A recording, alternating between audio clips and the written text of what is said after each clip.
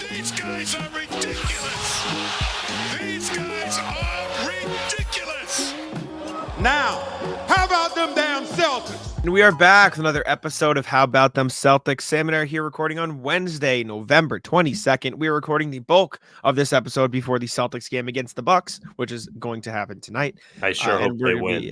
Would be nice. If they lose, nobody watches our stuff. Yeah, it would be nice. Editing Jack here. This might be the fastest I've ever had to jump into an episode, but we're morons and forgot to say Happy Thanksgiving because we forgot this was dropping on Thanksgiving. We talked about it about 9 minutes into the show or so, but yeah, we're just dumb. So happy Thanksgiving to all of you who listen to the show. We appreciate you, and we're very thankful that you listen to us talk about the Celtics, especially when we're dumb enough to forget that this episode is dropping on Thanksgiving. So just wanted to pop in here and say that as editing Jack. Happy Thanksgiving. Enjoy the show. But before we start, a couple of housekeeping things. One, I'm going to say it at the start of the episode again. Please leave us a review on Apple. We would greatly appreciate it. This is the agenda I've been pushing for the past couple weeks, and I'm going to continue to push it until we get more.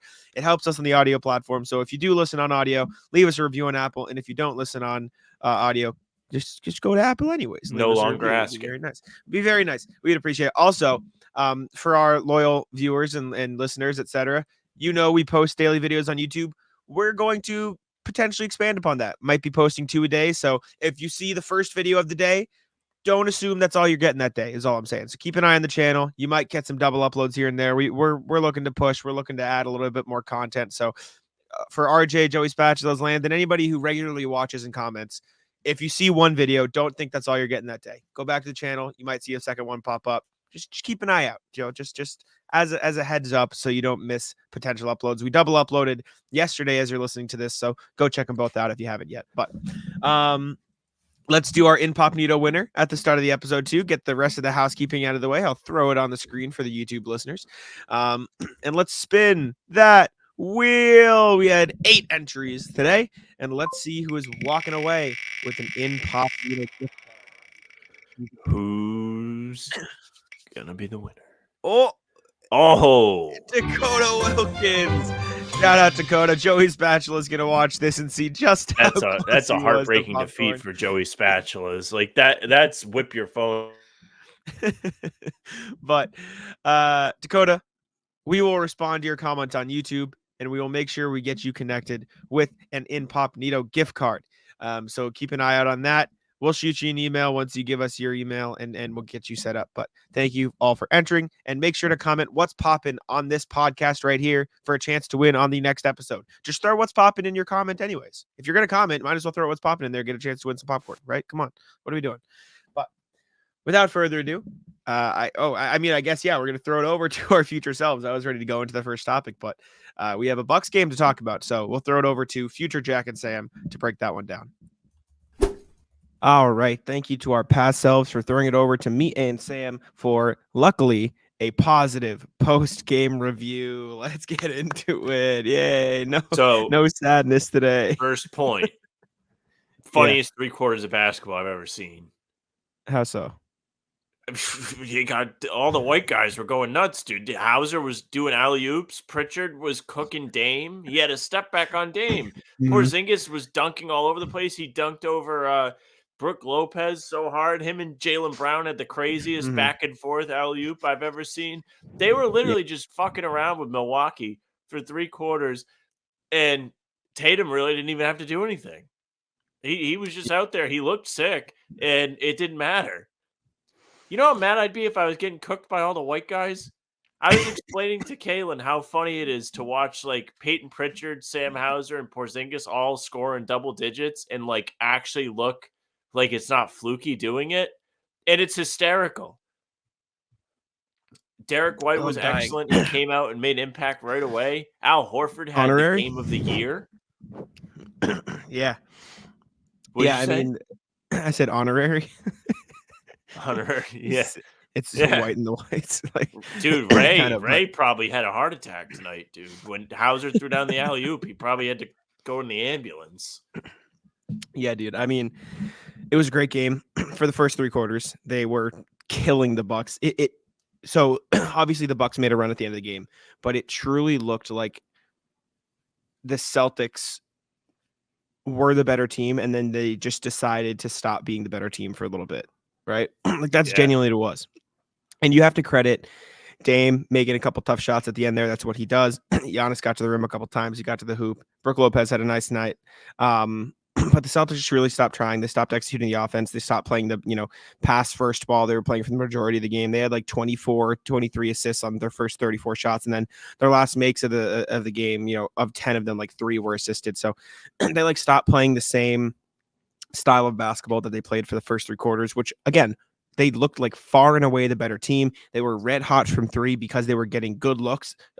Spoiler alert from the pregame show. Bucks didn't really adjust. Still don't really guard threes. They still don't play great defense there. They're just hanging out. The Bucks looked game of the terrible. season. Yeah, definitely. Jaylen Brown finished 26 points, 2 rebounds, 8 assists, 1 turnover, 10 of 16. Another one, just fucking around, just windmill on a backdoor cut, throws out a windmill. Like, what is going on? He was great. The only player in this game who wasn't great. Well, Tatum wasn't awesome either, but he had 11 rebounds and 4 assists. He still did stuff. Like Jrue Holiday was the only one who really struggled. He was 1 of 8, 1 of 5. But it really looked like Jrue was just out there like, I gotta kill these guys. I gotta go. I gotta do it. He was just hard. He was trying a little too hard. That man you'll see it later in the show. The man was capping when he was like, I don't care. Yeah. But you remember at the start of the season when a lot of people were saying, "Oh, the bench though, dude, the bench, they stink. Like, what are they gonna do?"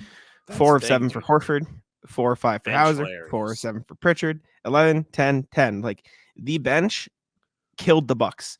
Not only were they shooting well, 4 out of the 5 starters had a negative plus minus in this game. The only one to have a positive plus minus was Kristaps Porzingis, and the rest of the bench had positive plus minuses. The Bucks, Giannis and Brook Lopez both had positive plus minuses. Dame was a +9 in the game. They lost by 2. The bench really came in and made a giant impact on this game. They deserve the majority of the credit, but this was the Jaylen Brown game. Jaylen Brown was fucking awesome in this game. He was efficient. He was passing. He was making great reads. He found Hauser on an alley-oop. He was under finding Kristaps. Yep, he was dishing out hockey assists. I have the hiccups. This was the Jaylen Brown show. He's the title of this video. This was his best game of the season. I wrote about his playmaking earlier in the summer, and he's been making a lot. He's been a lot better this year at passing and making the right reads. And honestly, I think Kristaps was the start of that, right? Because you look at his 2-man game with Kristaps, which was talked about a bit after this game. It's a lot of, we have built a nice chemistry. They live in the same building, so they're going on these car rides, whatever. But now it feels like it's turned into that comfortability he has with Porzingis, his ability to run the 2-man game with Porzingis and how free he feels in those spaces. Feels like it's starting to translate to his playmaking ability in general, which is huge for him, right? Because obviously having a guy who's 7'3" and can do everything Porzingis can do helps, and you see that with Jaylen's playmaking. But now it feels like he's taking that and applying it to the rest of his game, which is like, that's a game changer. I mean, we've talked about it time and time again on the show. If Jaylen can become a solid playmaker, he then like moves up a tier of player, and it feels like he's finally making that jump. He still has his moments. He still has some rough game. I mean, you look at that Charlotte game, he took some tough shots at the end, but like you can feel his decision making improving in real time this season. Like I truly think that Kristaps 2-man game is going to work wonders for the rest of like his playmaking. It almost feels like Jaylen's the most important player to this team. Not so much in the sense that he's the best guy, but in the sense that when he's on, they just go to another level. It just feels like when he's really thriving, the team is just unstoppable. Because when he's at his best, the range from when he is at his worst might be the greatest on the team. Yes, I agree wholeheartedly. And he adds so much.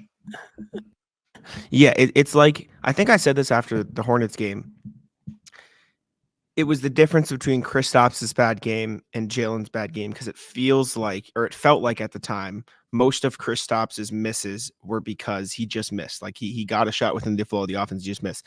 But a lot of Jaylen's misses are him trying to force it and get in a rhythm.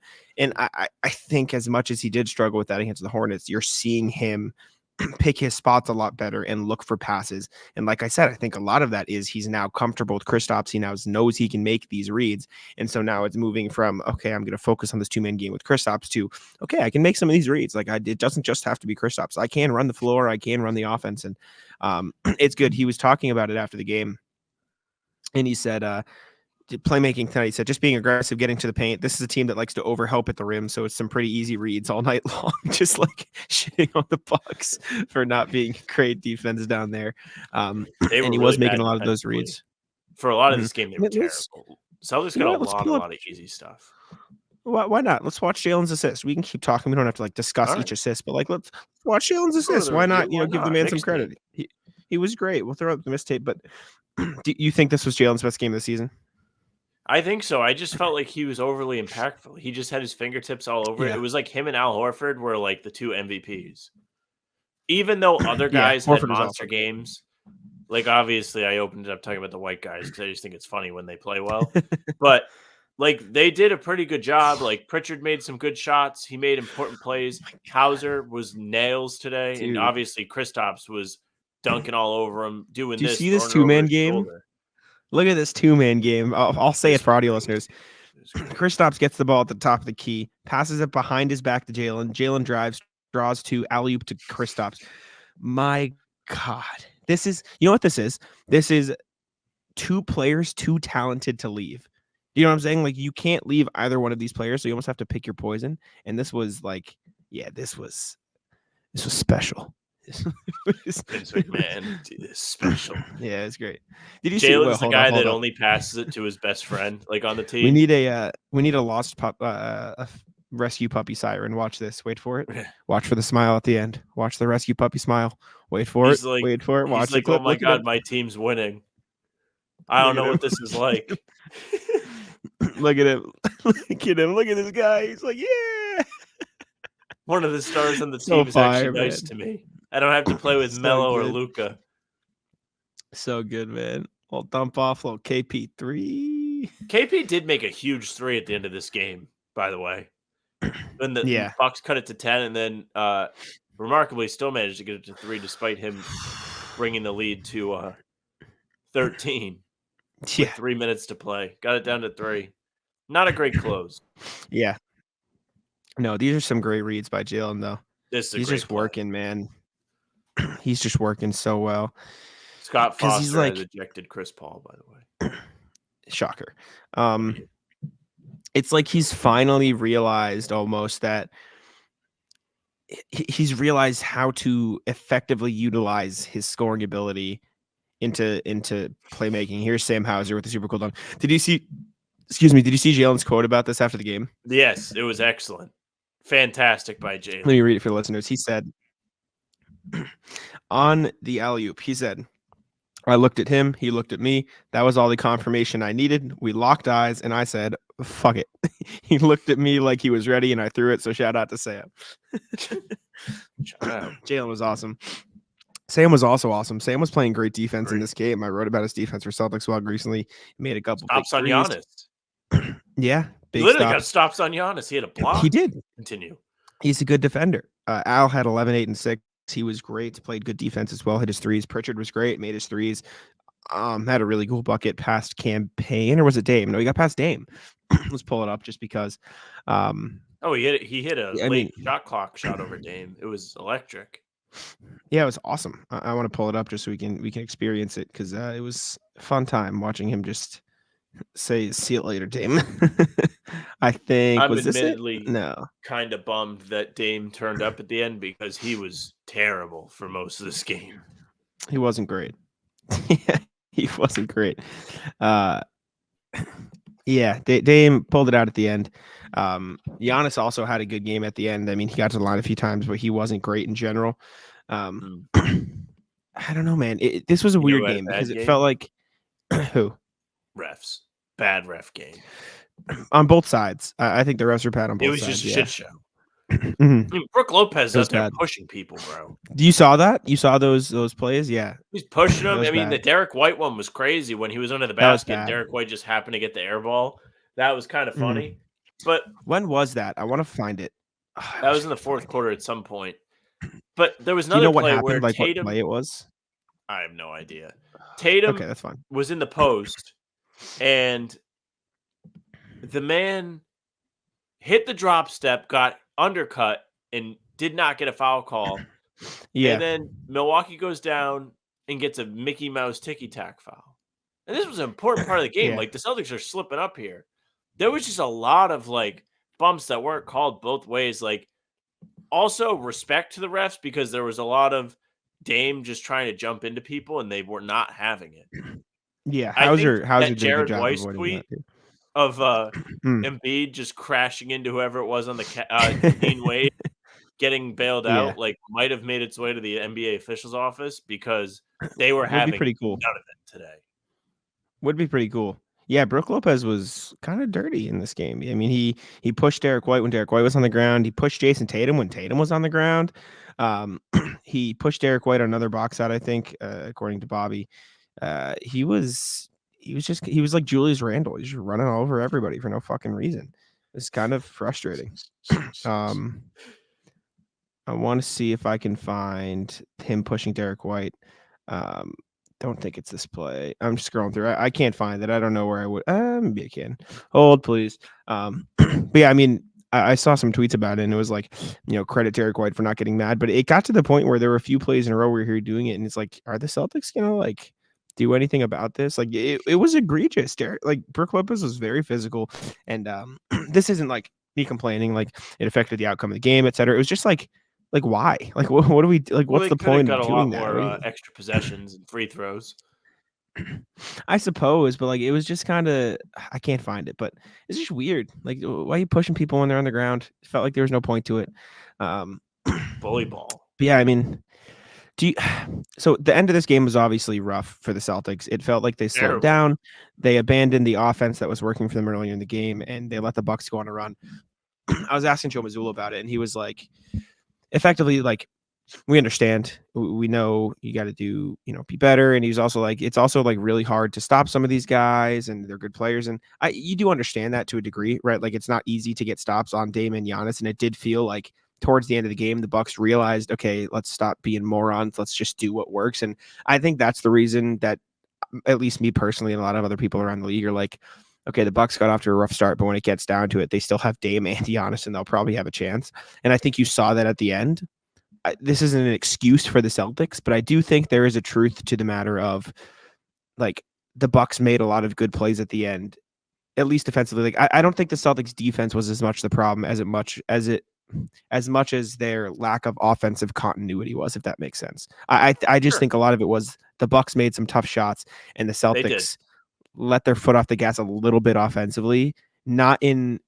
I don't think the effort was the problem. I think the execution was the problem. Does that make sense? I can't think of the best way to phrase it. Well, also shout out to Tatum because he just put his head down and made a couple big drives to the hole when things were kind of reeling there at the end. But to spin back to Milwaukee, missed a lot of layups today. They missed a ton of layups in this game. Yeah. A lot of rim outs. Celtics kind of caught a break on that. Like, with the final score only being a 3-point win, like, all of that stuff starts to add up, and you're like, well, what if the bench for the Celtics doesn't play well? What if Milwaukee doesn't make a bunch of layups? Whatever. I guess what if doesn't matter, but it does matter down the line because you have to play Milwaukee a couple more times and probably will have to see them in the playoffs. You got to be able to handle them. And we saw that they could handle them, but you got to just finish the game. Like, this should have been a 25-point party. Like, this should have been 6 minutes ticking down, and the crowd is just letting them hear it. Instead, everybody had to sweat it out, and they literally almost lost a game that was one of the more dominant three-quarter performances I've seen from this team. Yeah, the Celtics lost the fourth quarter 37-25 after being up by, 12, 13, 14, 15 through 3. 15. So, yeah, I mean, obviously not good. Right? Like, obviously not good. But at the end of the day, it was it was a wire-to-wire victory for the Celtics in this game, which is good. They good bounce jumped, back too, by the way. Yes, and they jumped on the Bucks. You could tell from the start that they were all in on winning. Everybody was hitting the glass. That's how you know. You see all the fellas like being like, we got to get this rebound. You know they mean fucking business. Yes, agree. Agree. I'm trying to think of. I'm still trying to find this Derek White clip while I keep talking. So this is a weird. And I'm still going to look for this Derek Just White look thing at while his we go. But rebounds. who got the rebound? Derek White. It was literally an air ball right to Derek White. You're right. You're right. Good call. Good call. Thank you. I've been trying to figure out what stat to look for this. Oh yeah, you're good. But I want to look at because I want to look at it because I want to show the audience and to get confirmation that I'm not crazy because like you got pushed. Here it is. All right. I found it. Thank you for that. Pull I it did up. forget he got the ball afterwards. So this is the play that we were talking about. So Brook Lopez falls on Derek White. Also, first off, before we even get into the push, he intentionally fell on Derek White. Yeah, the Watch man this. He was could have in rolled no to the hurry side. to get up. He also could have rolled to the side here. He just lays on Derek White instead. And then watch this. Just shoves Derek White. Like, what are we doing? Show Giannis. Air ball. What the hell? Yeah. That's the Bad. ultimate ball don't lie moment. What I was going to ask. This is obviously not. This is going to sound like something I don't mean it to sound like. It's almost like the Celtics are too good for their own good because they jump teams. They will get up by 15 in the second quarter. And then I've listened to Joe Mazzulla talk about this. It's almost like the other team enters this survival mode where they are just doing whatever it takes to win. They're abandoning, sets. They're abandoning, their game plan. They're just like, okay, we need a bucket. We're going to do what we need to do to get a bucket. We're going to fight for every offensive rebound. We're going to go for steals. We're going to play hard. We're going to scrap.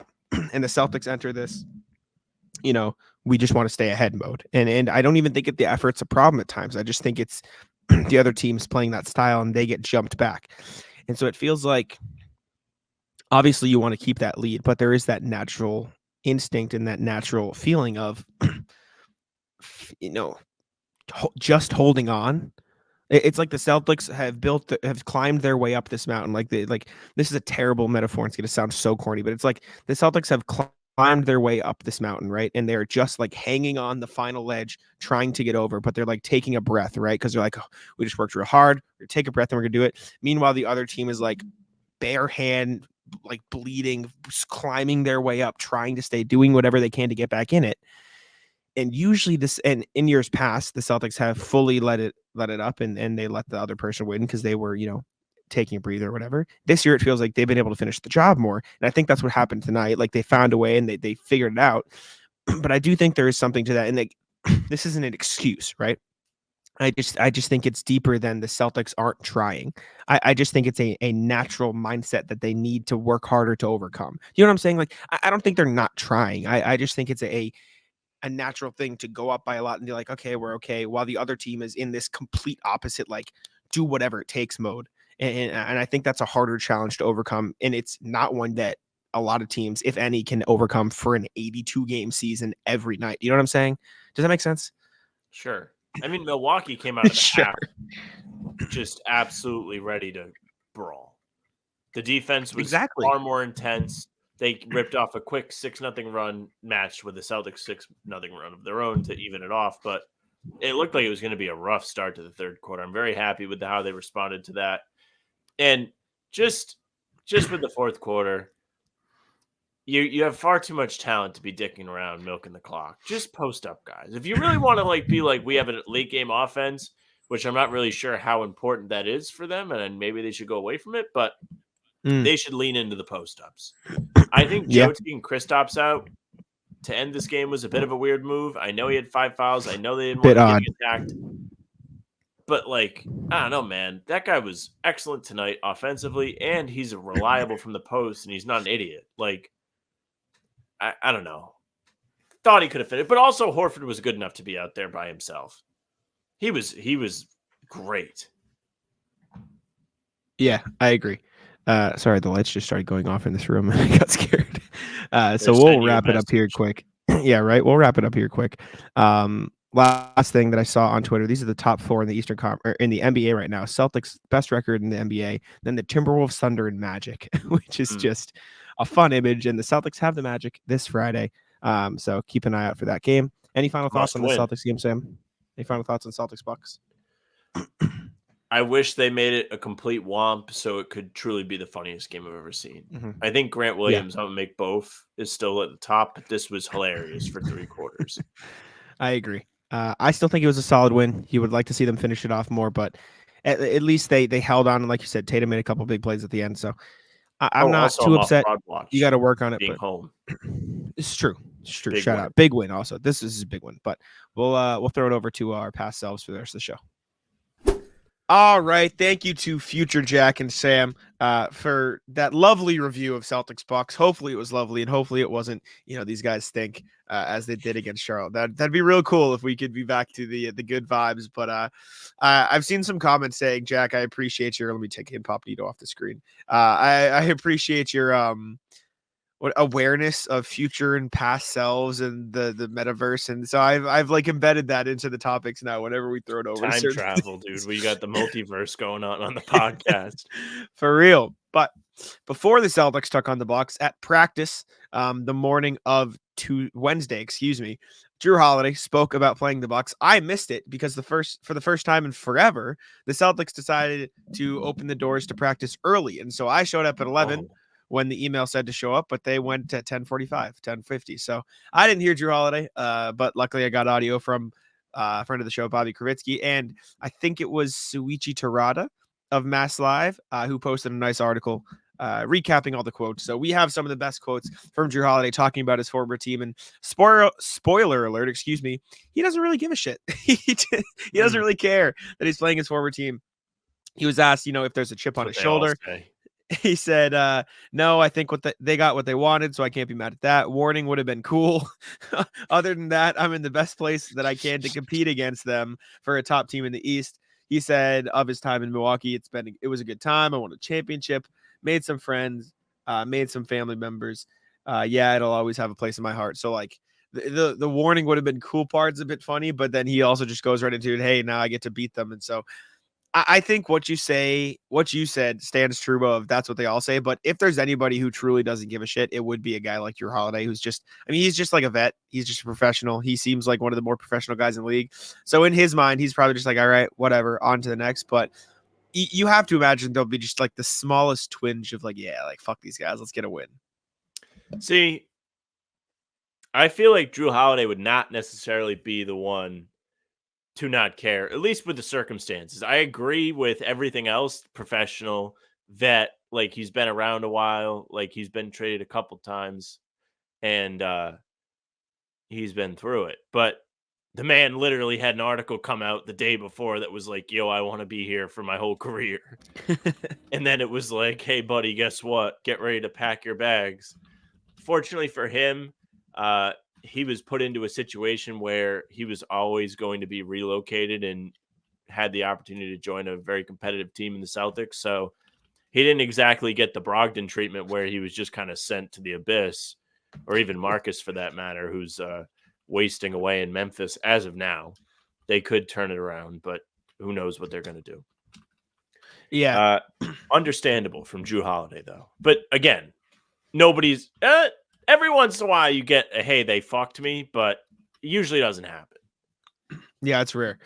It's rare. Also, when asked if the media makes too big a deal of the, former players or traded players playing for their former teams, he said a lot of the time, most of the time, it's not like I circled this one on my calendar or anything. I think this is a big game because of the two teams that are playing, because of the caliber of players that are there on the court and all that. That's what I would like for it to be about when we're playing against the Bucks, which I also understand. But come on, you had to know like the first time you played the Bucks, right? Like you had to know this. What's funny is, as the listeners are hearing us talk about this, like whatever his stat line is going to be has already been out into the world. Like in my head, I'm like, might have a monster Jrue Holiday game tonight. Yeah, I mean, that is just who knows what happened.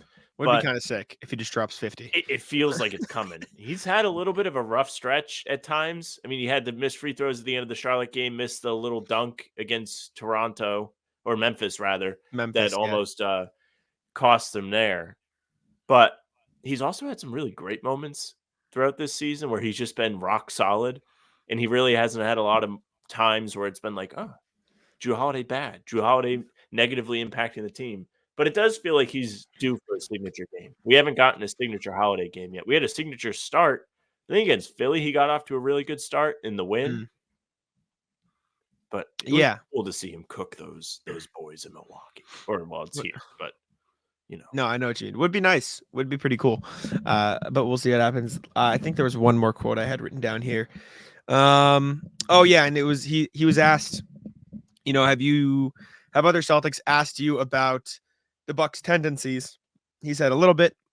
For the most part, though, while we walk through, I'm just trying to tell them this is what I see. This is what they like to do when we're running plays. Because, again, I'm pretty comfortable with how guys like to move and what they do. A little bit of questions, but more so just me going out there. I would be more intrigued, and it's not exactly the same because he didn't play with him, but Jrue Holiday has defended Damian Lillard extremely, notably well throughout his career, highlighted by a 4-game sweep of the Blazers in the playoffs, I think in 2018, where the Pelicans just stomped them and Dame did nothing. And so that's almost what I'm more intrigued to see. I care less about Jrue Holiday versus the Bucks. I care more about Jrue Holiday versus Damian Lillard. And yeah, Sam just sent me a nice little message in our chat. We did forget to say happy Thanksgiving because I did forget tomorrow. I forgot tomorrow was Thanksgiving. I was literally thinking, I was looking at the show sheet. I was like, I wonder if we should do a Thanksgiving food power rankings or something stupid at the end. We didn't say anything. And then we didn't even mention it was Thanksgiving. So we're thankful for the viewers. We're very thankful for all of you. And yes, enjoy Thanksgiving. I hope we get to be a part of it. I hope you listen today. I mean, if you're hearing this, you're listening, but Yeah, I'll put a, have you seen Editing Jack? Have you ever seen that? I put it in sometimes. I don't know. Yeah, if you've seen I it. love Editing Jack. I'll put Editing Jack You in use there. the same picture every single time, right? You have a default Editing Jack and you just look kind of out of it. Yeah. I'm sitting there like this, like an idiot. No, yeah, I'll put an Editing Jack in here saying we say it at 9 minutes in or however long in it is when the timestamp is. But yeah, happy Thanksgiving, everybody. That can be part of our rat list. We'll rat list Thanksgiving stuff and we'll talk about literally so stupid. We've said it before, dumbest of the dumb. Oh man. Moving swiftly on, we'll talk about Thanksgiving later. A great article, might I add, from Tim Bontemps of The Athletic that detailed the players-only meeting. ESPN. That was, what did I say? The Athletic. Sorry, Tim Bontemps of ESPN. I do respect it, though. The Athletic generally does have better content than ESPN. But Tim Bontemps did do a great job on this piece. Shout out to him. He detailed the players-only meeting, or the players meeting. I don't want to say players only meeting because that makes it sound like they're the Bulls, but the meeting that the Celtics top 6 guys and Joe Mazzulla had to start the season that sort of whittled down to what would be the starting lineup. And it kind of depicts how great of a leader Tatum is in the way he brought them together.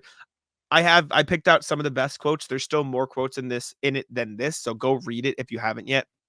It's just if you look up Celtics, player meeting, whatever, you'll find it on Google. It's ESPN. Yeah. Come on. But Tatum said of the meeting that they had, I wanted us to get in the room and talk about it. We're all human and have feelings. I opened the floor and basically said there's 6 of us. Only 5 can play at one time. One of us is not going to finish the game all the time.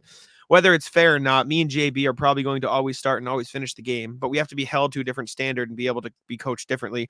Whether it's KP and Al, one of you guys may not finish the game and you have to be okay with that.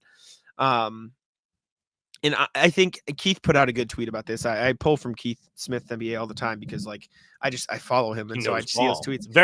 Simply does know ball. Friend of the show. Knows ball. So he tweeted out for all of the Celtics fans, who say Tatum doesn't lead well enough. This is a great depiction of what he says when he means I don't lead like KG, but I lead in my own way. This is it. Yeah. This is what he means. And so shout out to Tatum. Good. And Porzingis talked about, he said, honestly, I think that was a very important moment for us just to kind of look each other in the eye and know we're all here for one job, to understand what we're all going to be, that we're all going to be willing to make some sacrifices. And so, yeah, I mean, there's more that we'll talk about too, but we'll pause there for a sec. Good for Tatum. I think we talked about this when it first initially came out, the rumblings came out that they had this type of meeting. Derek White joked, he said, my vote was for Tatum to come off the bench. But this is a good, some good insight into what went down before the season. And I think a good reflection of how much this group is all in on winning above everything else. Yeah, I think that's a great point. It's definitely a pivotal moment in the season. knock on wood, if they win a title this season, this will be part of the documentary. People will talk about this. They'll be like, before the season, like we had so much talent, had to go in there and figure out who's going to have what role, how everyone's going to get along, how everyone's going to mesh together, who's going to be on the floor at the end of the games, all of the things that we've discussed so far.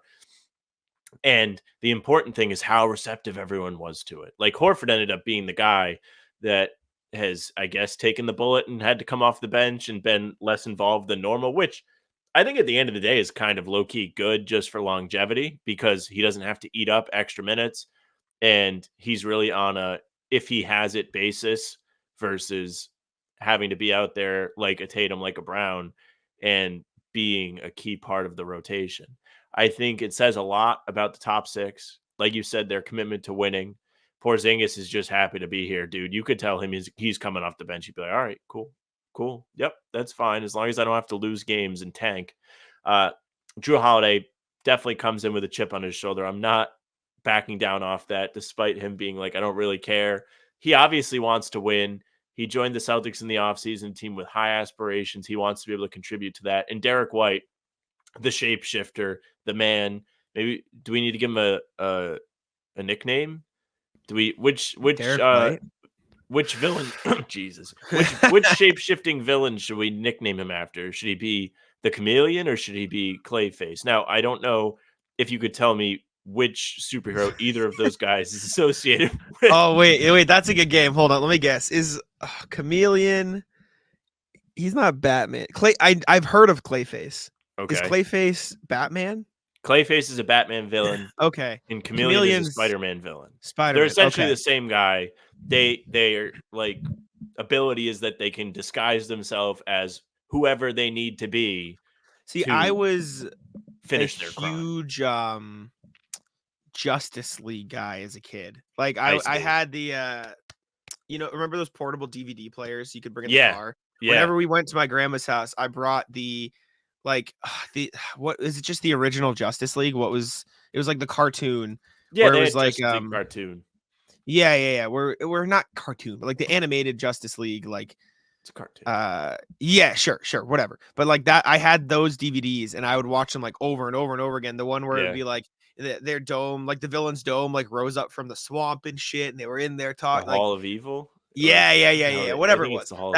That's what I watched as a kid. So I feel like that's maybe where I recognize some of those names from. But yeah, you know what's wild is that when we were kids, Jesus, what happened? I've never said that before in my life. When we were kids, yikes! My God, you're old. That we would have that though, like when we went away, we would only have certain episodes of things that we could watch. Yeah. Like I watched like the same 2 Jimmy Neutron episodes on my PSP if I was away from the house. Yeah. Or SpongeBob. I remember the show Good Luck Charlie. I don't know if you can hear me, but I can hear you. They were like the first show to like release stuff on Apple. So their like premiere like first ever like pilot episode was released on Apple for like $5. And I remember getting on my iPod Touch. I like downloaded it. I'm like, oh, this is the first episode. I watched it like this. It's like a an cool idiot. thing. But yeah, now everything's just out there. Okay. Which anyways, name do we want to give him? You have more pull than me. You can just drop it. I like the Chameleon better. The Chameleon, I like the Chameleon better. Clayface sounds too. If somebody doesn't get the reference, it kind of mean. Yeah, and I don't think that fits Derek White's though. I like the Chameleon. I'll back it. Maybe a Celtics blog article. Maybe I'll do it. I owe literally every site I write. We need to get back on the Yeah, we do. How about them Celtics newsletter? So maybe that'll be the thing. But yeah, I agree. I mean, it's great to hear them talk about that. And Jrue Holiday was a big part of that sacrifice. Al Horford said, "I've just been really impressed by Holiday's commitment to the team, what we're trying to do. You can already tell he's a no excuse type of guy. It's a lot when he's had to go through in relocation and get used to a new environment. And we're asking a lot out of him." Porzingis said, "I came out of that meeting and my respect for him grew. I told him right away his demeanor in that meeting. He said it and he meant it. And we all knew that he meant it because this is Holiday offering to come off the bench.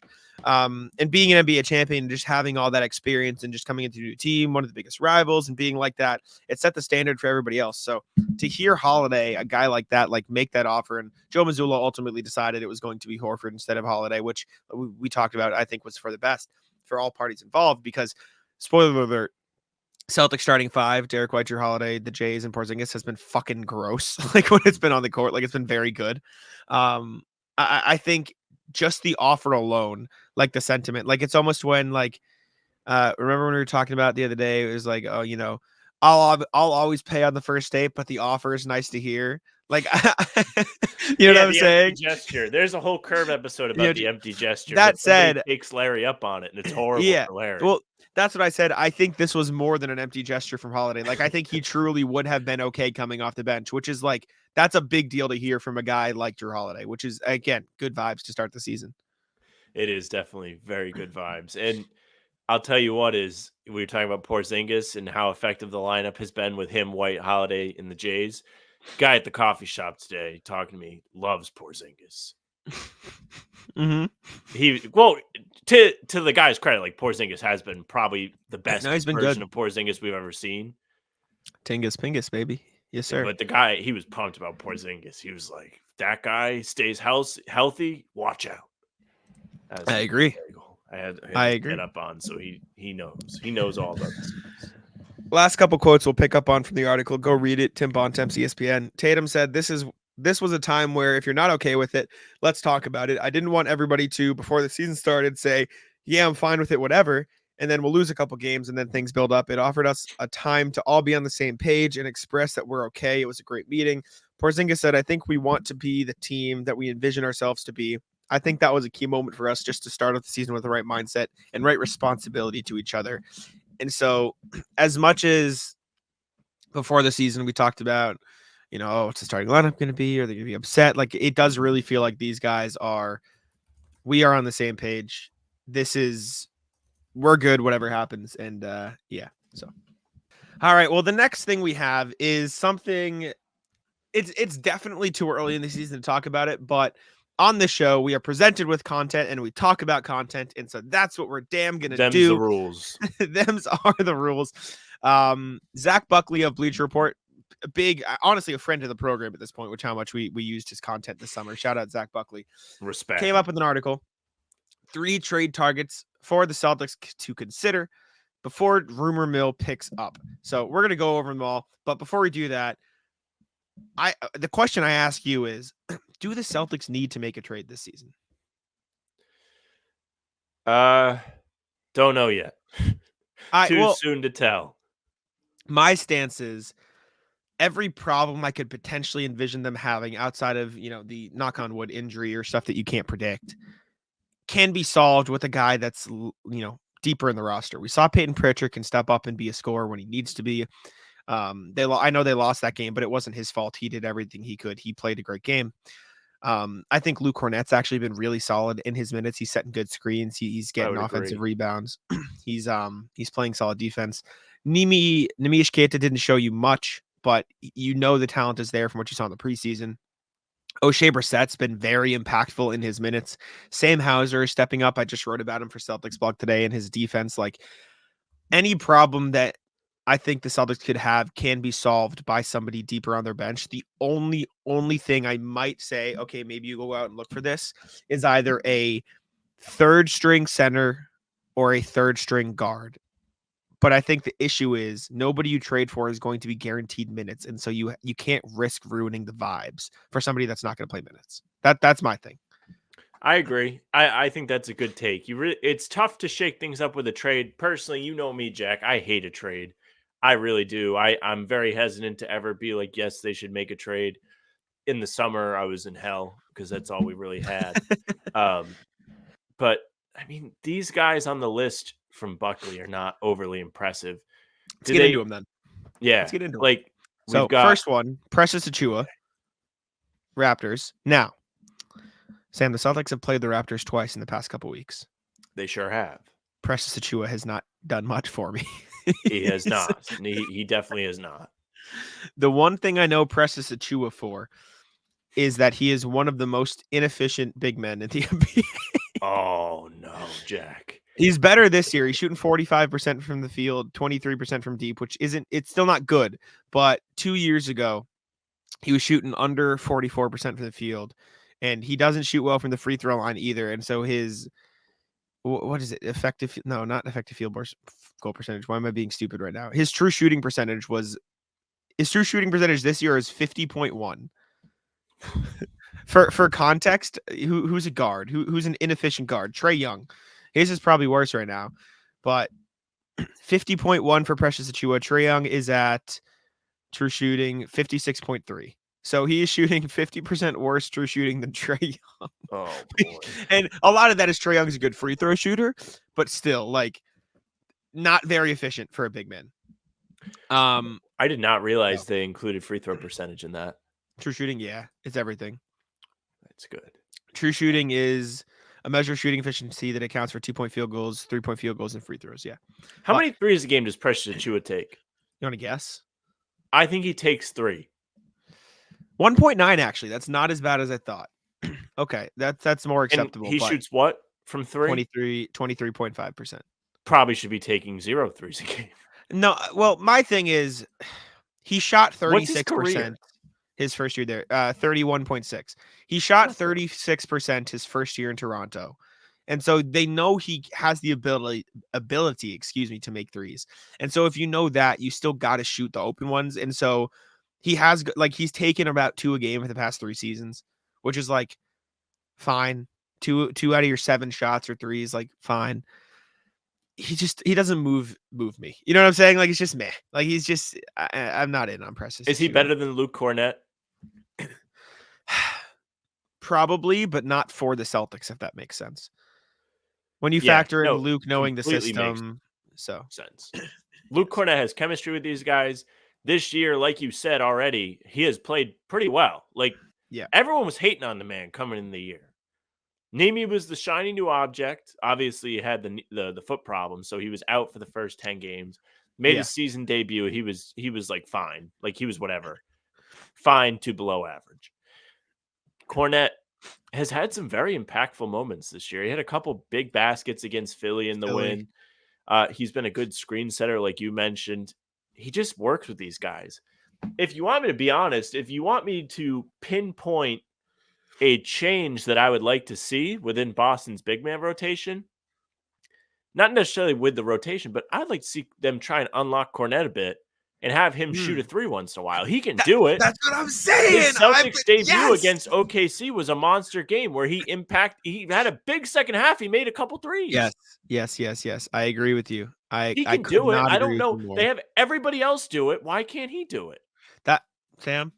I think he's good around the basket, though. You know what I'm saying? Like, I know that, listen, play to the strengths. He's pretty good at finishing around the cup.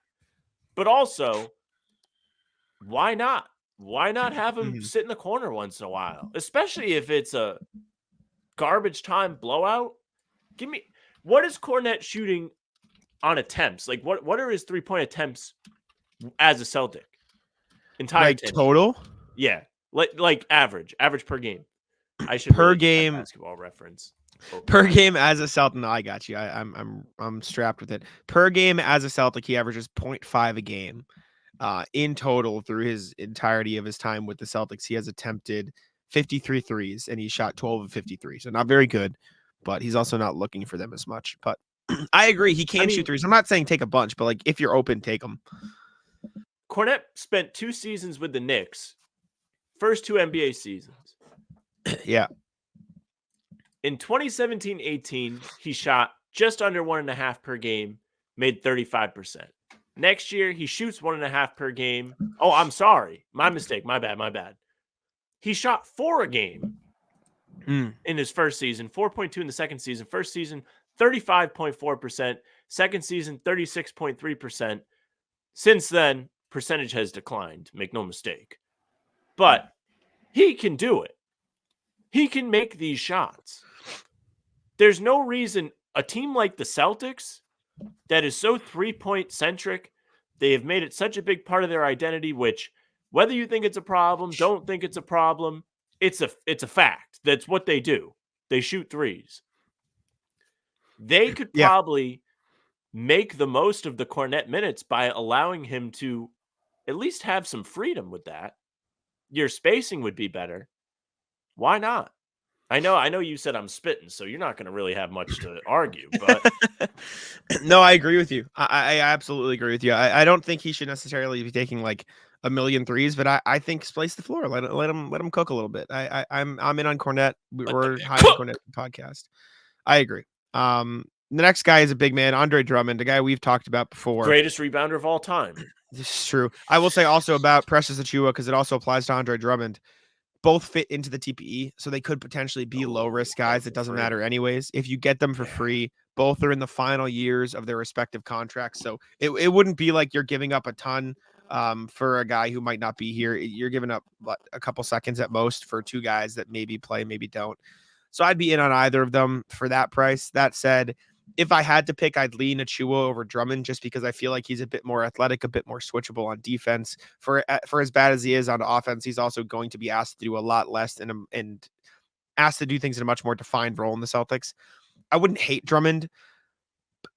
He's just kind of a traffic cone. And I don't think the Celtics want that on defense. Like, I think Luke Cornette is a better perimeter defender than Andre Drummond, to put it that way. And he's not a great perimeter defender. So I wouldn't hate Andre Drummond, but I would rather Precious Achiuwa to the point where I'd rather give up 2 seconds for Achiuwa than 1 second for Drummond. And I know seconds don't matter, blah, blah, blah. But like, I'm just saying I would rather I'd rather give up a little bit more and get Achiuwa than give up like next to nothing and get Drummond. That's my point. Yeah.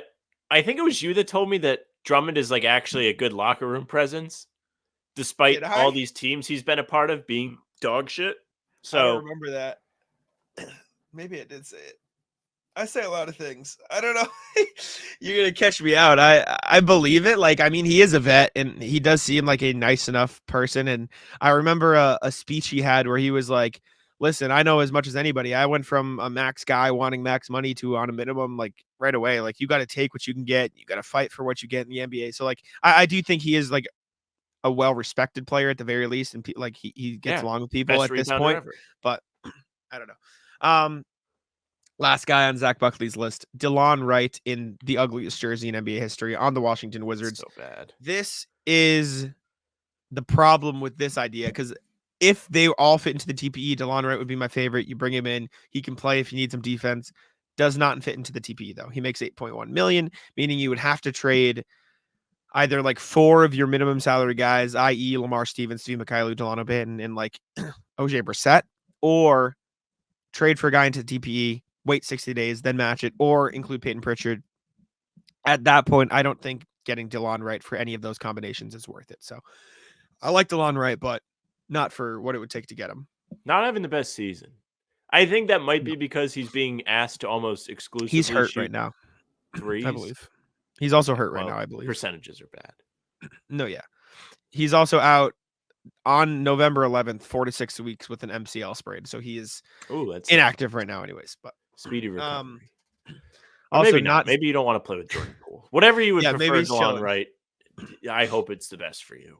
Also, the last trade thing, not Zach Buckley, but I know you put it on here and I did see it too. Bill Simmons and Kevin O'Connor talked about Alex Caruso. I also haven't listened to it yet, but I did know they brought it up. And I'm going to say what we've said a million times when we've brought him up. I would love hard. Yeah, would love Alex Caruso. Would be would just be very difficult to figure out a way to trade for him, unfortunately. But I would like Alex Caruso. All right, let's check in with our emails here and see what people have to say. I believe we only have 2 today, so a light day for the emails, but we can check in regardless and see what shocker our boy RJ has to say. All right. Let's pop in time for a glass half full take. This is one day ago, 1 p.m. Excuse me, on the Celtics off day. Morning, gents. I am happy to win the wheel of popcorn, and we'll give you and them a report on how we like the product when it arrives. Perfect. I just shot you another email, RJ. So if you haven't seen it yet, check your email. We need some information, blah, blah, blah. By the way, this got long, and I made it into a fan post on Celtics blog. I did plug both your writing on the pod. Legend. Hey, thanks. The Charlotte game sucked extra hard for Celtics basketball nerds like us because it hit all the 2023 PTSD triggers. I won't list them because that would suck. I'm going to follow my own advice about achieving greatness and not do the things that suck. Let's look at mitigating factors and upsides from the game without trying to be a Pollyanna-ish about it. Do I know this word? Am I stupid? Anyways, Mitigating factors, two big ones. The obvious one that the C's were, quote, down to only 4 All-NBA guys in their starting lineup and none off their bench. No White, no Horford. No Horford does impact the team. The less obvious factor was the Celtics' 4th road game in 6 days, coupled with janky itinerary. Philly to Memphis to Toronto to Charlotte aren't long distances, but it's not a New York to Brooklyn to DC to Philly jaunt. Positives, Peyton Pritchard was taking and making his shot. He was hustling on defense and rebounding and trying to get other people involved. He was being a good teammate like he has all year, and finally the basketball gods rewarded him with points to go along with other stats. Sheet stuffers. Wow. Another positive, Coach Mazzulla using more of his bench guys for extended stretches. At the start of the fourth quarter, the lineup was Hauser, Pritchard, Cornette, Brissett, Mikhailu. I'm pretty sure, this is me, interjecting to RJ here. I'm pretty sure Mazzulla benched the starters because they weren't playing with effort, which is like good for Mazzulla because they were kind of shit. Back to RJ. For the 5 minutes they played together, they outscored the Hornets 10-8 and were almost even in rebounding, 5-6, and even on offensive rebounds. The Bus One boys and new Bus boys showed they can hoop during real game situations. More good news, but it may take a moment to see it. Tatum, Brown, Holiday, and Porzingis all wanted the ball. All of them know they can be the man. All of them have been the man that times the seasons, and they had the winners mentality of, I know I can get this done for my team all the way through the game.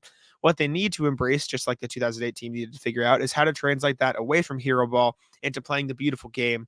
That's why, even though it was an ugly possession in many ways, the final shot in regulation had a seed of hope because JT passed to an open Hauser. I cannot recall the last time Tatum dished off rather than forcing an attempted game winner. For all the analytics that get thrown around, basketball is still played by human beings with human reactions. Whether it's one star being asked to blend in with other stars, bench players being asked to play at the level of a starter, or stars learning how to view bench players as peers and not the supporting cast, those adjustments all come with an emotional component that has to be addressed honestly and respectfully by the coaches, the players, the media, and even us fans. Be well, RJ. Can I just say, I had to cough that whole time, so I'm very proud that I didn't give you guys what that was like a big one for me. But yeah, thank you, RJ. Sam, thoughts on the positives he mentioned? I think a lot of them are very valid. I was impressed with the bench's play to start the fourth quarter in Charlotte. I was almost certain that they had sealed the game. I was so certain that I placed a $5 bet on the Celtics to lose, and I made $100. So that says how much I really have faith in them. I agree with the 2023 PTSD. I do think there's extreme value in all of those guys having confidence enough to take the final shot and be the guy with the ball. I think your best bets for reliability or I don't even know what the right word is. Just the confidence I have in them is Tatum and Porzingis because they're more under control. I don't really want to see Brown having to try and create a shot. He hasn't proven to be overly comfortable with the ball still. Just might not ever be part of his game. Holiday hasn't been a massive scorer for Boston either, but I do respect him as a veteran, and we've seen him make big plays before.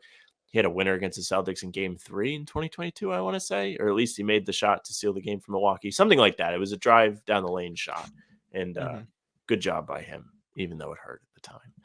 But yes, great. I just want to see more low post play down the stretch. It worked. Worked back against, who was it? Am I tripping? Toronto when they ran the back-to-back post-ups? I don't remember exactly. One of those games. I remember they went to the post and Tatum went to the post at the end of the Grizzlies game, got a shot, and that was like the possession before the Jrue Holiday missed dunk. So that's what I'm thinking of. I believe they probably did in the Raptors game as well. They've done it a lot at the end of games this year. Porzingis has done it. He did it against, maybe it was Toronto. I know what you're talking about. Yes, continue. Sorry. I understand. But anyways, I've said it before. That's just the most controlled, slowed down way that they can draw extra defenders to create openings for the rest of the team. You saw Tatum getting 3 guys looking at him at times throughout the course of this road trip when he would post up. If you're late in the game, take that. Talking about the Hauser open 3 at the end of the game, he got a double posting up at the 3-point line, Tatum, and Hauser wound up getting a decent look. Just do that lower because your options will be better. You can take a fadeaway over 2 guys on the low block. I trust Tatum to do that, but it also makes it so much harder on the defense. Keep rolling with that. It works. It's the difference between this year's team and last year's team. They've actually won close games, even if they've been bad enough to be in a close game. I saw somebody on Reddit talk about that. Somebody posted like Celtics' overtime record the last 2 seasons is like 4-10 or something like that. And someone made a pretty good point. where it was like the Celtics are only going to overtime in games that they are not bodying teams in. Meaning for the Celtics to be in a dogfight, usually it means they're not playing very well. Yeah. Because the Celtics are just better than a lot of these teams, right? Yeah.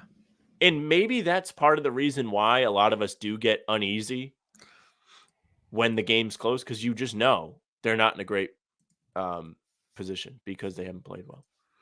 Yeah. I agree. All right. I think we have one more email from RJ. Again, comment what's popping on the video to get some popcorn. RJ with a Thanksgiving email. What's popping? Turkey Day gratitude. Excuse me. Afternoon, fellas.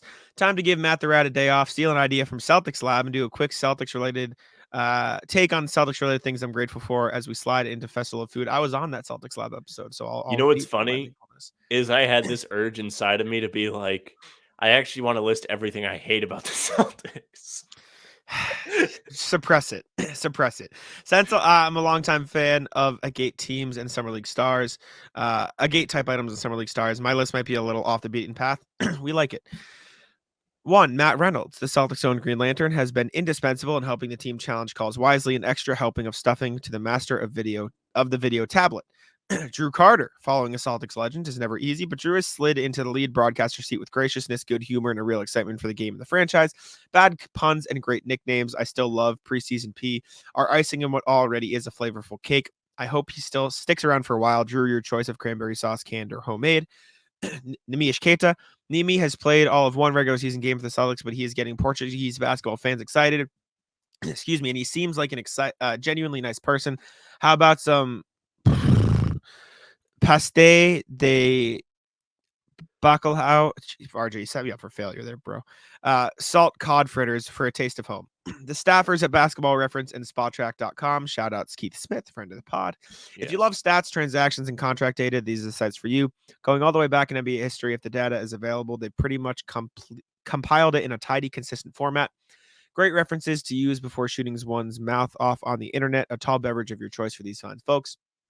The original Bus One boys, Sam, Luke, and Peyton, have each endured additional scrutiny from the fan base as they step into larger roles with the team, and they have all delivered. They have also shown a willingness and ability to work with their successors, Lamar, Delano, Svi, and O'Shea, to help them develop their games and contribute to the Celtics ethos. Y'all get to go first in line on the dessert table. Pete Rogers, yes. The great thing about Celtics winning as much as they do is we get to see more of Pete's stunning and inspired design work on his alternate Boston basketball jerseys, unlike certain Victory Goddess shoe companies. Pete never phones it in. A drumstick for Pete, which he will incorporate into his neck design, most likely. And then lastly, the HBTC community. Any creative endeavor can have the joy choked out of it by its own fandom. The lovely wackos who tune into the podcast and contribute comments are clever, compassionate, and just plain fun to discuss Celtics basketball with. For all of y'all, here's to several cases of whipped cream. Go crazy. We appreciate you. Finally, I have to say, I don't want to read something. I'll read it. I'll read it. Okay. Go ahead. Finally, I have to say a special thank you to Sam and Jack for all the effort and good humor you put into HBTC. There are lots of outlets that will tell me about trade rumors or plus-minus breakdowns. You two share stories about Duke, do calorie counting as a quiz show, as well as laugh and groan about our favorite NBA franchise. Y'all are nuts to do this, but it's the right kind of nuts. I hope it continues to be fun for you and for a long time to come. Thank you, RJ. We very much appreciate it. We appreciate everyone that listens to the show. Jack and I do have a blast doing it. We don't really get sick of each other, and it's a ton of fun because, I mean, people say it like they can tell like we get along, like we are good friends. So it's really a lot of fun to do a show with Jack and be a part of it. I'm thankful for you too, Sam. I appreciate you. I get uncomfortable reading like compliments about myself. So thanks for I got you. That for you me. Need comment. Listen, you want to talk about compliments? I mean, I kind of nailed the read. I felt like I was back on the news for a second, reading the teleprompter. Speaking of the news, RJ closed with "Happy Turkey Day, everyone," and to paraphrase the classic line from WKRP in Cincinnati, "As God is my witness, I thought Sam Hauser could fly." Do you know that line? I only know it because RJ commented. The original line is "As God is my witness, I thought turkeys could fly." He's just like being an idiot on the news. Anytime I hear "As God is my witness," I just think of Jim Ross saying that man is broken in half, like when Mick Foley gets thrown off the cell. Yeah, electric. But thank you, RJ. We appreciate you as always with the email, and we can move swiftly into our NBA section of the pod. Once we get big enough, I feel like those email sections might just have to be their own videos. We might just have to rip them off as how about them Celtics mailbags? It would be kind of sick. I feel like we should call it something else though, because everyone says mailbag. I know, but the issue is then people look like they see mailbag and they know immediately what it is. So as we can get community creative, chat roundtable. Well, we'll brainstorm. You got ideas We'll for us? You let us know, or maybe just we call it a "What's Poppin" video. It's true. Let's check in with the in-season tournament standings. I know the Pacers were the first team ever to clinch a spot in the quarterfinals. Hell yes. Lakers were close to follow them. Pistons, Wizards, Jazz, Blazers, Grizzlies, Spurs, all eliminated. Yep. Celtics would clinch a berth in the next round of the in-season tournament with a win on Friday against the Magic. But yeah, Pacers are in. Bucks and Celtics both 2-0. Heat also 2-0. Are they in the Bucks group? I believe they are. They are in Milwaukee's group, and those two teams play each other in the final group stage game. So, massive popcorn game, fire. We have reached the point where I think the in-season tournament is starting to become fun. It's officially fun. Like I'm looking around. I mean, listen, I had the league pass open on Saturday last week. Yeah, fire or Friday. It was fire. Yeah, technically it was Saturday for me because it was so late. But I'm in. Yeah, I'm in. You're gonna have meaningful games early in the season. This is Adam Silver's vision. Despite him being a war criminal, it works. These games are fun. You saw the Sixers game yesterday. The crowd was into it. Pat Bev hits a go-ahead shot in regulation. Then, of course, Garland knocks down a pair of free throws, and Philly loses in overtime. But people care, man.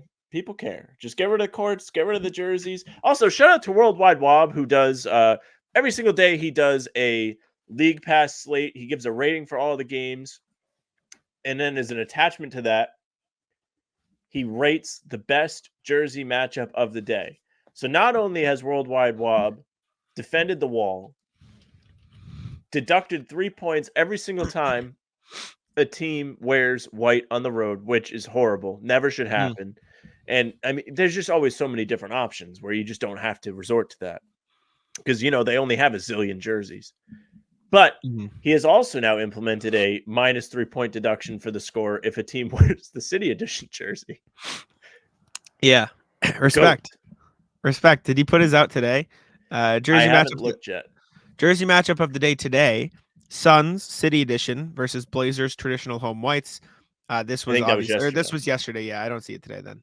But anyways, does he do the worst matchup of the day or does he always do he does the best. Damn, if that's the best, it was a 1.4. He's the GOAT. Worldwide Wob is the online NBA GOAT. Yeah, he's a beast. Shout out to him. Let's see. What's next? I think that covers in-season tournament. Jack. We're getting there. This is close. We're getting there.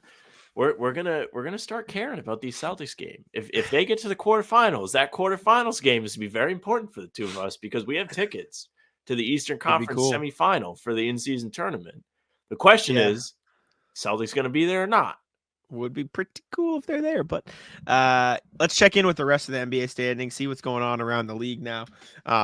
Rockets are back on the downturn. They've lost 3 in a row. Warriors, the Warriors just picked it up. They've won their last game, but before that, they were in a losing streak. They're sub 500 right now. It's a weird game there. Thunder have won 5 in a row. They've shot up to 3rd in the West. They're 10-4 on the season. Them and the T-Wolves have been two of the biggest surprises this year. The Nuggets are obviously up there as well. The Kings just lost, but they're 8-5, still playing pretty well.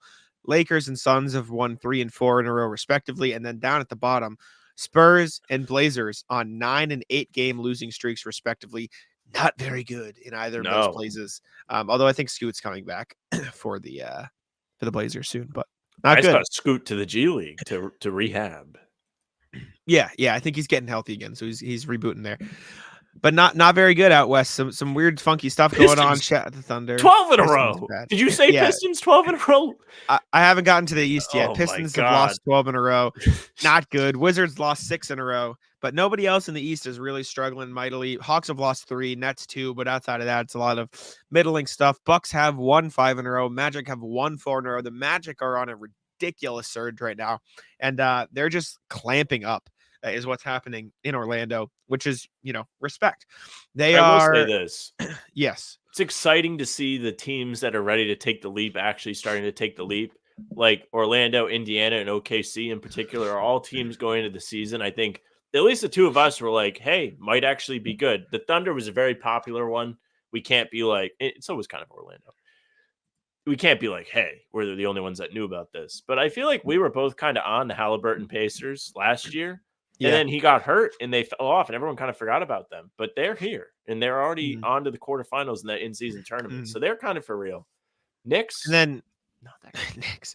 Shout out to the Magic and the Thunder as well, because they're 4-0 in their last 4 games, and they're doing it with defense. Over the last 4 games, Magic defensive rating 102.2, Thunder 99.5 defensive rating last 4 games. They're clamping up.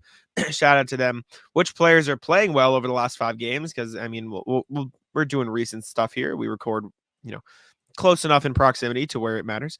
Last 5 games, player stats. Sorry, I need to switch over here. I just got a Slack message and it completely threw me off because it took my eyes elsewhere. Happens. Getting Slack messages, getting emails. Threw me off. Last 5 games, Kevin Durant is killing it, 33 points, shooting ridiculously efficient. LaMelo Ball also on fire, as Celtics fans know. Any other guys that pop out as having great stretches here that wouldn't usually be there? Alperen Şengün is averaging 25, 9, and 5 over the last 5 games, but they're losing. So that's not too great. Bam is playing well. DeJounte Murray's having a heater of a season. Good for him. Duncan Robinson's averaging 22 points over the last 5 games, shooting 58% from 3, and the Heat are 4-1. So he is back. That's some crazy efficient shooting from Duncan Robinson. That's Grant Williams bubble playoffs-esque. Yeah. What have you been noticing, Sam? Anything you want to talk about while I respond to this message? Bulls bad. Bulls very, very bad. They need to blow it up. And I know we're going to get into that. Very sad to see my Pistons struggling. I couldn't have seen this coming. It felt like they were due for a little bit of a bounce this season, at least to be respectable. But man, oh man, 2-13. It's very painful to see. It was a little encouraging. They were 2-3. They were 2-3. Oh, I'm sorry. No. They were 2-1. Yeah, the Pistons got off to an okay start. They just fucking shit themselves. Not great. But yeah, I'm checking everything else. I think that covers around everything I wanted to talk about. Brief segment just before we get into the last things. If you had to pick one, the guy that's going to be like on the cusp of the All-Star, like Tyrese Maxey, I think will be an All-Star this year. Sam's All-Star of the season. It doesn't have to be an All-Star player. The guy you are like this season, the guy you're like pulling this is cool. for him.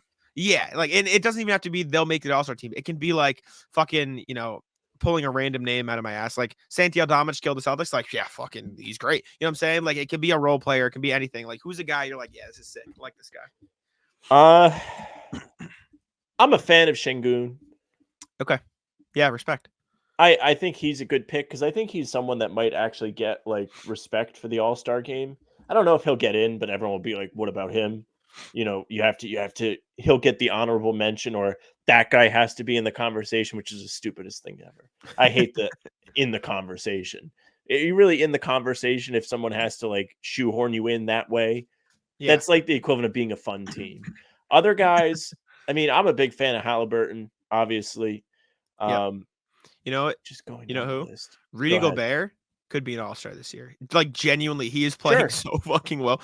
He is averaging this season 12 points, 12 rebounds, 2.2 blocks. But like his what's it called? His defensive field goal percentage, like what players are shooting against him. Let me find it here, just because it is like what the fuck? It's that level of good. Against Rudy Gobert, players are shooting 42.5%. And he's like a center. So like that's fucking crazy. And for what it's worth, another guy in the conversation, Jrue Holiday, players are shooting sub 40% against him. Nuts. I saw that. Great stat from Jrue. Excellent work. Crazy. Another guy I'm pulling for. Obviously, this is like whatever, but I'd like to see Murray get the All-Star nod and the All-NBA nod so he can get paid in Denver. He's out right now. He's hurt, which actually could cost him some money. Kind of sucks. Yeah. But I'm pulling for him, and I'm pulling for OKC too. I think Yeah. it's time for them to return to being decent. Last guy, and it's on your team, Asar Thompson. Dude, that guy's fucking Good start nuts. for him. He's a 6. What is he? How tall is Asar Thompson? 6'7"? He is 6'7". He's 6'6". You know he's averaging this season? No, I don't. 11.3 points, 10.1 rebounds, and 3.2 assists, 1.1 steals, 1.7 blocks. That's fucking insane. That's a guy. I think it's kind of sad that he's in Detroit, even though I'm like pulling for them because they've been bad for too long. Because if he, let's say it would never happen just because of the way the draft was this year and how high he went. But if he was drafted in a situation, let's just use Tatum as an example as a rookie. Thompson could contribute to a competitive team with the versatility of his game. Only problem, can't shoot. He is, what is his total? He is shooting currently 4 for 29 on the season. Oh boy. 13%. Well, Grant was 0 of 25, and they. This is true. 13.8. All right, let's move on to our last little tidbits of NBA news. Zach LaVine trade unlikely right now. This is per Darnell Mayberry, of The Athletic. Most don't expect the Bulls to make a trade until at least mid-December after contracts that were signed this summer can be traded. A more realistic target is the February 9th trade deadline. It often takes additional time to construct a trade for high contract players. And Arturas Karnisovas, the executive vice president of basketball operations, their effective GM, has demonstrated numerous times that he's patient in making a deal. Sam Vecchini, I believe that's how you say it, apologies if it's not, of The Athletic, in a separate article added, while his shooting accuracy could bounce back, several league sources who spoke on the condition of anonymity convey that the feeling that LaVine's game does not translate well to winning situations. So that's a little tidbit for Sam in there. I think that was what I sent to you on Twitter. It was from the Dunk Central now because they had to change it because people were like impersonating them. But I saw the quote about LaVine not being a winning player, and I just tweeted the Thanos gif of him sitting there all satisfied because it's true. And I went online, I was on Reddit today, and I think it was the Knicks subreddit. It came up in my feed, and Knicks fans were like, why is LaVine consistently tied to the Knicks? Like, he's a losing player. We don't want him. Like, they would rather have Cat, who's also like low key a losing player, but the Timberwolves are good, so like they're not going to give him up. I don't know, man. It sucks for you that the Bulls are just sitting there and not doing anything.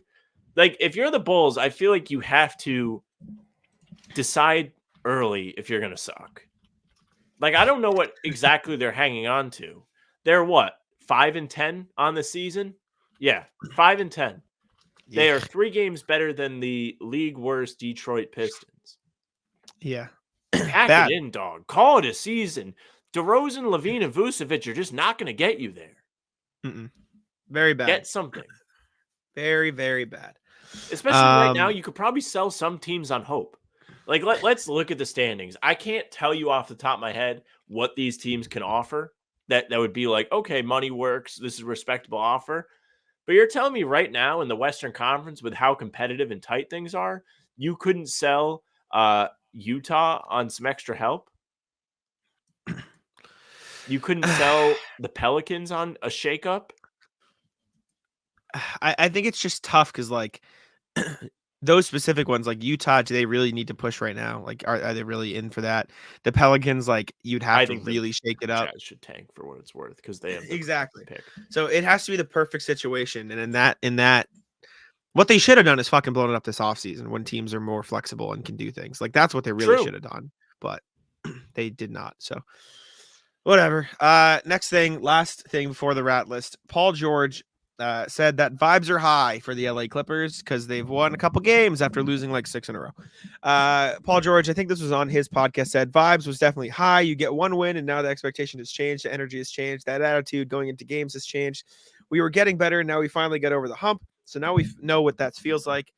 Russ coming off the bench has obviously changed things a little bit as well. But the Clippers are now, what is their record of the season? 5-7. Excuse me. 5-7 on the season. They've won 2 in a row. So they were 3-7. On the upswing. Now, as much as it is fun to mock the Clippers, like, realistically, at least in my opinion, this team is too talented to completely flop. Like, they have too much talent. They have too many good players. I don't think they will be a complete bust. I don't think they'll win the title. I don't know if they'll win a playoff series. They should win a playoff series, but like, in my opinion, this team was never going to miss the playoffs. Like, that was never the floor. Okay, fair. They're 11th right now, 10 teams above them. That's how math works. Of those 10 teams, Golden State, probably better. Pelicans, maybe not better than them. Rockets, probably going to fall behind the Clippers by the end of the season. Phoenix, probably better than the Clippers. Lakers, I don't know how I 50-50, refuse to say yeah. they're better. Are the Kings better than the Clippers, in your opinion? I think so. I think I so, do. yeah. I agree. Dallas is definitely better. OKC's better. Denver's better. And Minnesota's better. So there's really only room for them to leapfrog 2 or 3 teams, which is enough. My thing is, I think the Kings, Mavericks, Thunder, and Timberwolves are better, but any of them I could see going through a rough patch or going through an injury, and then the Clippers being able to kind of surge. Like, the only teams that I think are far and away clearly better going to finish above the Clippers are the Suns, the Nuggets, and that's really it. Like, I could see them hopping all the way up to 3 if some teams go through things. See them, I mean, listen, they're only 4.5 games behind third at this point in the season. It's very tough. I don't think they will. I think the Clippers will end up in that 7-8 range, having to win a play-in game. However, I don't think it's completely crazy that their ceiling could be 3. I personally think all the teams we said are better. I'm just saying I don't think it's like out of this world to say they could get as high as 3.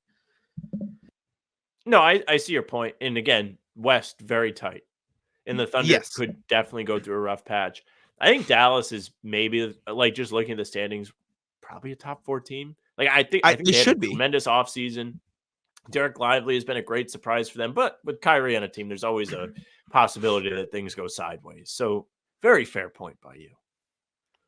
Yeah, we'll see what happens. Vibes are high though, according to Paul George. So we'll see how high those vibes stay for the rest of the season, and we can jump right into the rat list here and give you the end of what should be a nice long show. As Sam continues to come back from his internet, I'll just say happy Thanksgiving once again. Thank you all for tuning in to Bout Them Celtics regularly. We very much appreciate you. And once I'm going to keep filibustering here just because I think it's funny. If you're watching on YouTube, you can see Sam's faces for us. Welcome back, Sam. How we doing? We've moved on to the rat list since then, and we'll just go with an honorary. Why is the background not rat list? It is for me. It's not. Okay, it is. Right. I'm not gonna fuck with it. Here, wait. Let me do double back. Is it rat list now? Now it is. Back? There we go. But I'll start the rat list today. People. I love this. How do I phrase this? When it rains, people forget how to drive. Facts. That is the rat list. It was making me angry. So I was going to the Celtics practice this morning, which I ended up missing. So I was, had to drive back after like 10 minutes, which was annoying as well. But I didn't have to pay for parking. So anti-rat list, it didn't charge me, which is good. But driving there, we're just going like 60 on the highway. Why? And not even like 60, like in the middle and right lane, like making a wall, going 60 in the left. I'm sorry. Your car's a little wet. Don't be an asshole. Go. It's like at the very least, get in the middle lane so people who want to drive fast can drive fast. And this applies to at all times anyways. But when it is wet outside, when it is raining, people just decide, it's scary. Water's scary. I'm just gonna go 20 miles below speed. Fuck off. Move. Get out of the way. Oh my God. Now, you don't have to go 50 miles. And I understand you want to be careful, but there's a difference between careful and obnoxious. No, you're absolutely right. All right, question. When you were out there, was it like a monsoon like it was here? Because where I was today, downpouring, gusty winds, I ran this morning and it was running full in a certain direction. My eyes were essentially closed. It was full wipers, yeah. So I had full wipers, full level on. There does become a point on the highway where I feel like it is dangerous when it's raining because you can't see. It's less about the actual conditions. It's literally about visibility. I agree with you. And there were points where I had to I couldn't see a car in front of me for a little bit and I had to wait till I got close enough, not close enough to the point where I was slamming on the brakes, but it took me longer than it normally would to see them.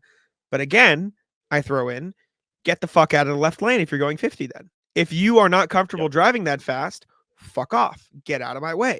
Because I'm more than comfortable going, even if it's just 70 rather than 75 or however fast I normally go, because I can still see well enough, and because I understand, how to drive like a human.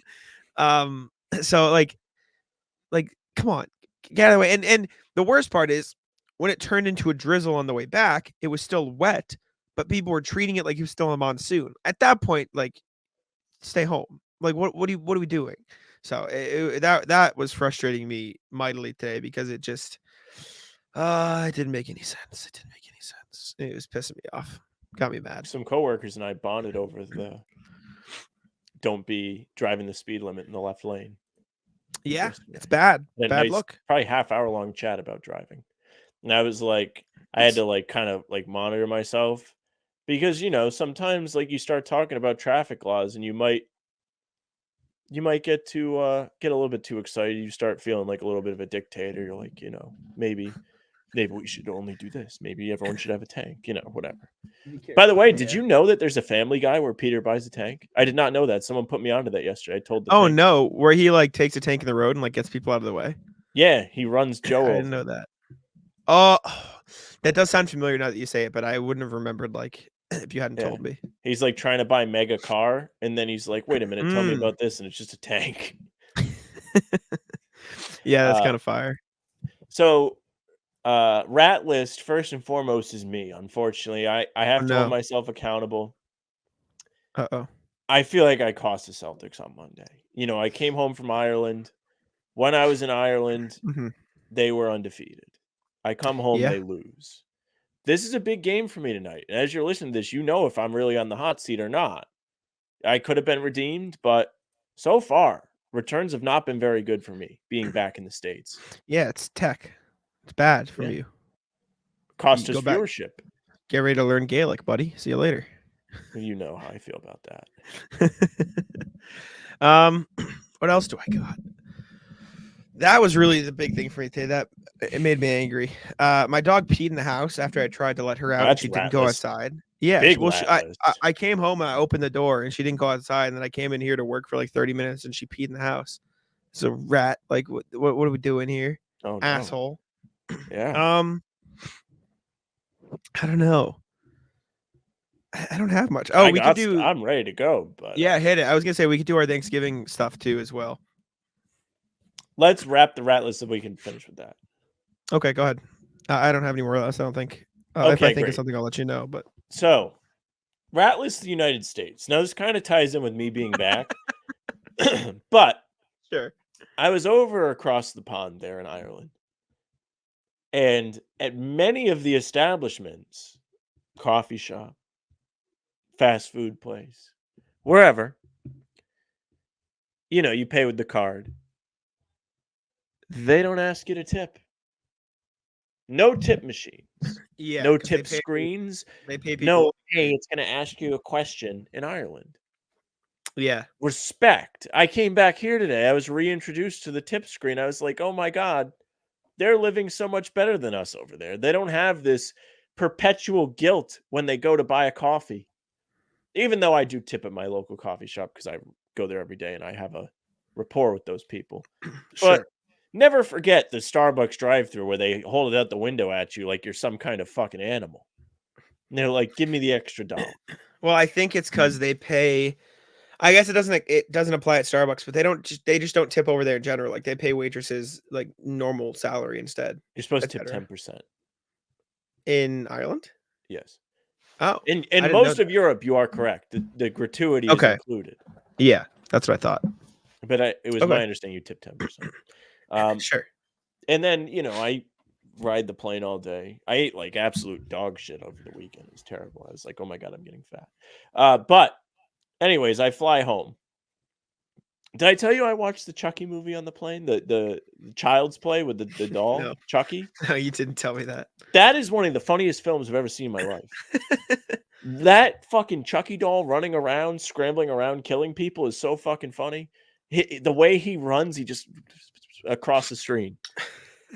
Anyways, so the woman in the movie figures out like Chucky's bad, the mom of the kid that it's the Chucky doll belongs to, and she like tries to throw him in the fireplace.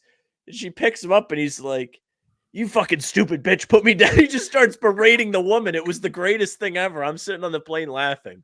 But anyways, after my lovely flight, which had tons of movies on it, my mom and I are riding the employee, because my mom's a flight attendant. We're riding the bus back to the employee parking lot. We're on the bus, and this guy on the bus has his phone on. Now, Jack, you have voiced displeasure in the past with those who are in public settings and have their volume on the phone. You know what headphones. the worst use of your volume could probably ever be? Like it goes this and then probably watching porn in public. This is worse than that. Yeah. Okay. The man had the fucking alarm sounds playing on his phone. Like the sound that is my alarm when I wake up in the morning. I don't know. It might have been his text message tone. But That's I shouldn't have to hear that sound ever unless it's my alarm, because it like sets something off in your brain where you want to be upset. You're upset because it's an upsetting part of your day. It's terrible. Yeah. So rat list to that guy. I literally almost said something after the third one, but I was like, I'm not gonna. Oh wow, this was multi-time. That's brutal. Yeah, like I had a long day. That's a tough one. That is a tough one. Yeah. I agree. Sorry, I thought I had something else, but again, I just don't. Do you want to go to Thanksgiving stuff, or do you have more? Yeah, I got nothing. Okay. else. How do you want to approach this? What do we want to talk about? Favorite Thanksgiving food? Stuffing. Big stuffing guy. I've never. I really love had stuffing. Never tried. What the fuck is wrong with you? What? I was picky as a kid and like never really got into it. It's fucking bread and butter. Like that. Like just that's all it is with like other shit in it. Now I can't afford to eat that. I just told you I thought I was getting fat. You're a piece of shit. It's Thanksgiving. Eh. Eat food. No, Fuck I'll eat food. You. Try stuffing. What is wrong with you? Everybody Fucking screws around with the loser. stuffing. There's really like no concrete recipe for stuffing. Everyone likes to get creative. Just I don't know if I'm for it. whatever. Loser. What's yours? So The fuck is happening? I like ham. I like ham better than turkey. I don't dislike turkey. And I actually prefer a turkey sandwich to a ham sandwich. But cooked in the oven, I get more of a kick out of ham. I think it's more fun. I just like it better. I like the taste better. But I don't dislike turkey. This is more of a enjoyment of the ham. I agree on its own, but I would rather have turkey with gravy than ham. Not a gravy guy. Do you like anything? Do you like anything? Are you like? Do you have any sense of happiness in your life? You don't like Christmas. You like? Oh, I like Thanksgiving, but I don't know about stuffing and gravy. Like donuts. I ripped 3 Krispy Kremes back to back on Sunday, like it was nothing. Like, and I felt bad. I still feel gravy. bad. Gravy? How do you not like gravy? I don't know. Just I just don't like like this. This goes back to me being like a picky kid. Like I never liked it. Like I don't like the way it looks. It's one of those things. Like I just like learned to live without it, and I just don't need it. I'm trying to think what else. Do you like? I don't even like cranberry sauce. Is kind of mid. I won't hate you if you dislike that. It's I don't really care for it. It's okay, but like I'm not cornbread. Cornbread is fire. Yeah, fire. cornbread. W. Love cornbread. I shout out. Why do I respect? Agree. Why do I have a feeling you don't like pie? Pie's okay. Okay. Here's the thing about pie. If I'm gonna have a dessert, I would rather have cookies, brownies, cake, ice cream, donuts. Like I could list off endless things I'd rather have over pie. Yeah, I'm not going to disagree with you. Okay, which do you prefer, pumpkin or apple pie? Neither. Like they're all both fine. I like pecan pie. Pecan. Pecan pie is good. Pie is actually pretty good. Chocolate cream pie is also good. I don't dislike either apple or pumpkin. I would probably prefer pumpkin pie. But like they're pretty much on par for me. Like I like them both, and I think they both have good. My issue is like I agree that pie is probably the worst of most desserts, but it's just like it's Thanksgiving. It's part of the holiday. You have pie. Exactly. It's Thanksgiving, you have pie.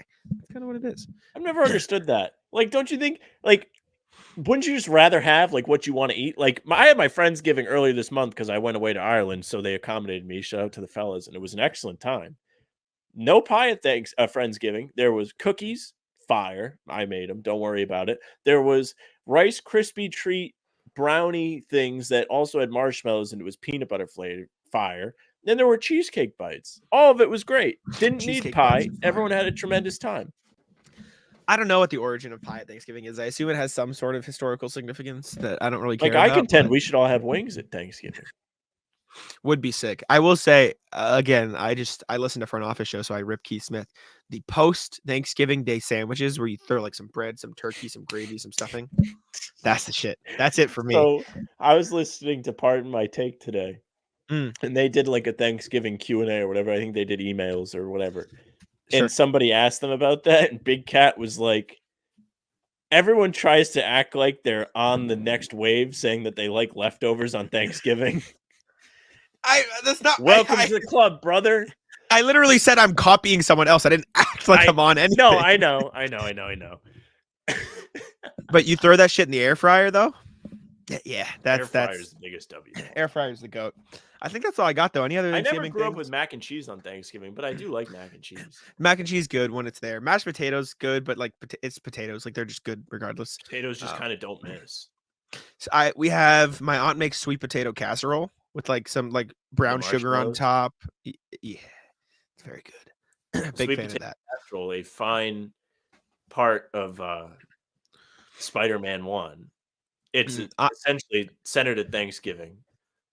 Do you know what I'm about to talk about? Or are you about to change the subject? I was just gonna say I'm also weird and I like Brussels sprouts, but I like broccoli. broccoli good. Broccoli best vegetable. Big Thanksgiving scene in Spider-Man 1. Shout out. Peter so Spider-Man and the Green Goblin have just had a run-in with each other. Spider-Man gets a cut on his forearm. And as part of Thanksgiving, Peter, his friend Harry, his friend's dad Norman, Mary Jane, and Aunt May are all having Thanksgiving together. Norman is the Green Goblin, if you don't know, Jack. Sure. And Norman tries to eat the casserole early, and Aunt May slaps his hand away. Puts him in his place. But also, this is how he finds out Peter's Spider-Man. Because he has the cut. Does he not bleed or something? Like, no, he bleeds. Then how does he find out? Does he bleed a different color or like? He has a cut on his forearm, the same place Spider-Man had a cut. Oh, okay. I thought you meant he like gave him the cut. When you said that, I thought it was like inferring that he got cut at dinner and like he bleed like he. Oh no! Yeah, you know what I'm saying? So I wasn't. I don't know. Well, Norman is asked to cut the turkey and do the honors, and then he gets his hand slapped away. Great scene, great movie, great franchise. You know, Sam's in. All right, we can wrap it there. I've got to head out, go to the Celtics game. I know Sam has somewhere to be as well. So thank y'all for tuning in. We appreciate you very much. Happy Thanksgiving to everybody. Once again, I ask you to leave a review on Apple. I would appreciate it. And let us know your favorite. Yeah, let us know your favorite Thanksgiving dish in the comments. That can be the comment. Say what's popping and then drop your favorite Thanksgiving dish.